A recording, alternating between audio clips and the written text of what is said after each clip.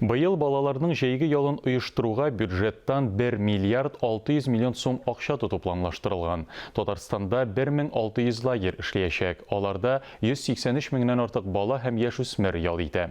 Әлеге саннар хөкүмәт йортында узган брифингта китерелде. Шәһәр яны лагерьләрендә ял итүчеләр саны мәктәп яны лагерьләрендә ял итүчеләрдән күбрәк. Шәһәр яны лагерьләренә барлык юлламаларның 30% республика бюджетыннан түләнә.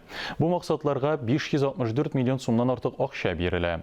Авыр тормыш хәлендә калган балалар өчен тагын 213 миллион сумга якын акча җибәрелә. Пандемиядан шулай ук җәйге лагерьләрдә саклану чаралары да көчәйтелә. Роспотребнадзор оешмасы шулай ук көч структуралары даими тикшерүләр үткәреп, кагыйдәләрнең үтәлешен ныклы контрольдә тотачак.